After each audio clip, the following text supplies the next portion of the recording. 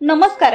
आजच्या व्हिडिओमध्ये खुर्चीवर बसलेली अगदी सुंदर अशी गौराई घरच्या घरी अगदी हंडा आणि कळशीचा वापर करून कशा पद्धतीने बसवता येईल, तर यासाठी मी दोन्ही भांड्यामध्ये धान्य भरून घेतलेला आहे आणि आता आपण पुढील सुरुवात करणार आहोत. चला तर मग व्हिडिओला सुरुवात करूया. नमस्कार. आजच्या व्हिडिओमध्ये आपल्या सर्वांचं खूप खूप खूप स्वागत आहे. आज आपण खुर्चीवर बसवलेली गौराई कशा पद्धतीने बसवायची हे पाहणार आहोत.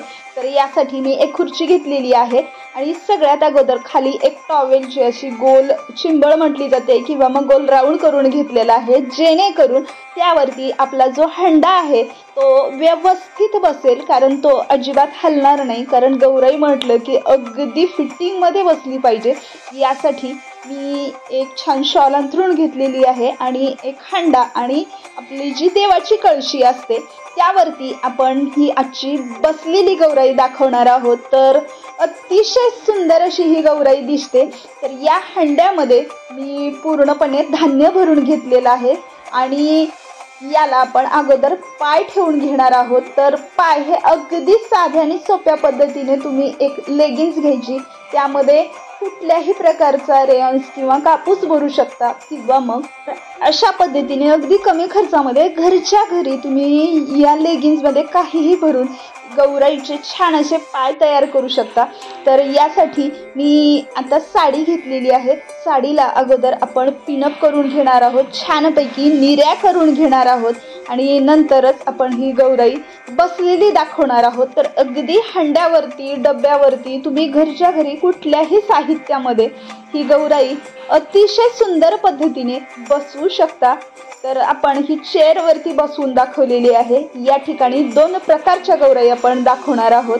तर सर्वप्रथम मी या साडीच्या प्लेट्स पाडून घेत आहे आणि ह्या प्लेट्स पाडते वेळेस अगदी मोठ्या मोठ्या पाडायच्या, जेणेकरून आपल्या ज्या प्लेट्स आहेत किंवा निऱ्या आहेत त्या खूप सुंदर दिसतील. कारण जेवढ्या कमी पाडाल किंवा गॅप कमी घ्याल तर ती अतिशय छान अशी दिसणार नाही.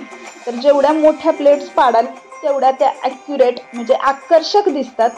तर याला आपण पिनअप करून घेणार आहोत आणि पिनअप करून आपण एक बाजू म्हणजे एक हातभर आपण साडी ठेवलेली आहे, जो नेस्ता पदर म्हटला जातो, तो नेस्ता पदर तसाच ठेवून आपण निऱ्या करून घेतलेल्या आहेत आणि त्याला पिनअप करून घ्यायचा आहे. आणि आपला जो पदर आहे तो आपण जशाच तसा ठेवलेला आहे. आता आपण हंड्याच्या बाजूने जो नेस्ता पदर असतो तो हंड्यामध्ये होऊन घ्यायचा आहे. तर मी अगदी गळ्यापर्यंत यामध्ये धान्य भरलेलं आहे आणि अगदी थोडंसं साडी जेवढी आतमध्ये जाईल तेवढाच हंडा आपण रिकामा ठेवायचा आहे. त्यामुळे जी एक्स्ट्रा साडी आहे ती पूर्णपणे आतमध्ये जाते. तर अशा पद्धतीने आपण ज्या निऱ्या केलेल्या आहेत त्या आतमध्ये टक करून घ्यायच्या आहेत आणि जे बाहेरचा पूर्ण राऊंड आहे तो व्यवस्थित करून घ्यायचा आहे. तर जो आपला पदर आहे, आता आपण पदरसुद्धा साईडने हे करणार आहोत. निऱ्या टक केल्यानंतर आपला जो वरचा कळशी किंवा तांब्या आहे तो ठेवून घ्यायचा आहे. तर या कळशीमध्ये सुद्धा मी धान्य भरून घेतलेलं आहे आणि दोन दांडिया घेतलेल्या आहेत. त्याला आपल्याला क्रॉसमध्ये किंवा मग प्लसमध्ये बांधून घ्यायचं आहे. तर ते बांधते वेळेस अगदी घट्ट कपड्याने बांधायचं, जेणेकरून आपला मुखवटा किंवा हात अजिबात हलणार नाही.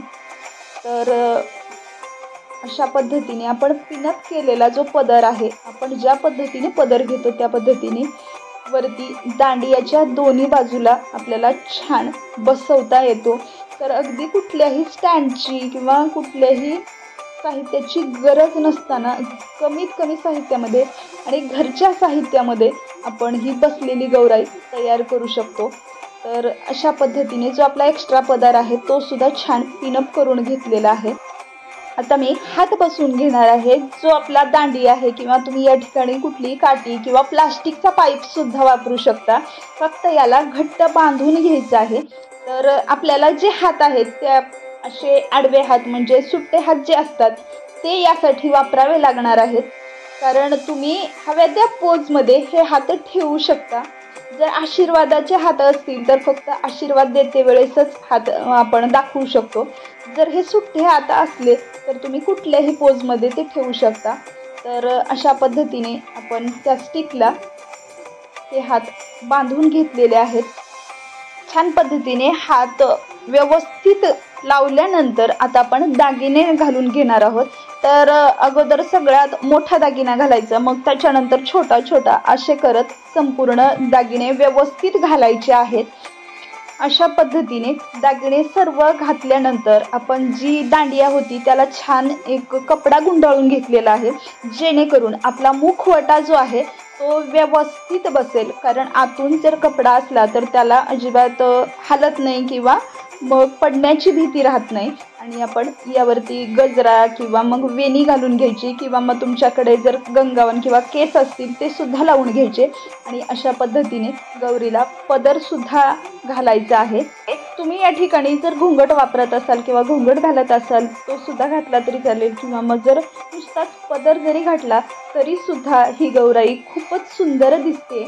तर अशा पद्धतीने खुर्चीवर अगदी ऐटीत आरामात बसलेली ही जी गौराई आहे ती खूपच सुंदर दिसते। तर अशा राजलक्ष्मी लुकमध्ये जर तुम्ही गौराई बसवणार असाल तर ती खूप सुंदर दिसते। आणि आता जो आपला सेकंड लुक आहे तो म्हणजेच गौरी जी आहे ती शिलाई मशीनवरती काम करते वेळेस आपण दाखवणार आहोत। तर अशा पद्धतीने मी शिलाई मशीन पुढे ठेवलेली आहे आणि गौरीचे दोन्ही हात पुढे ठेवायचे आहेत। एखादा ब्लाऊज वगैरे तुम्ही काहीही ठेवू शकता। आणि गळ्यामध्ये फक्त आपण एक इंच टेप या ठिकाणी पाय आपण पायड्रवरती किंवा म्हणजे मशीनचे पाय असतात त्यावरती ठेवलेले आहेत। एक हात आपण ब्लाऊजवरती ठेवायचा आहे आणि एक हात तुम्ही कट करते वेळेस दाखवू शकता, किंवा मग त्या मशीनचा चाक फिरवते वेळेस सुद्धा दाखवू शकता। तर अशा पद्धतीने सेकंड लुकमध्ये आपली जी गौरी आहे ती खूप सुंदर दिसते। तर आपल्या जे दैनंदिन जीवनामध्ये आपण काम करतो तर गौरी म्हणजेच आपलं एक स्वतःचंच दुसरं रूप आहे, किंवा गौरीचंच दुसरं रूप आपण स्वतः आहोत। तर अशा पद्धतीने तुम्ही कुठल्याही लुकमध्ये ही गौरी बसवू शकता। तर एका हाताने ही चाक हलवते वेळेस आणि एका हाताने ब्लाऊज धरलेला आहे। अशा पद्धतीने ही जी गौरी आहे ती खूपच सुंदर आणि सोबर दिसत आहे। तर हा व्हिडिओ जर तुम्हाला आवडला असेल तर अशाच नवनवीन व्हिडिओसाठी आपल्या चॅनलला लाईक, शेअर आणि सबस्क्राईब नक्कीच करा। धन्यवाद।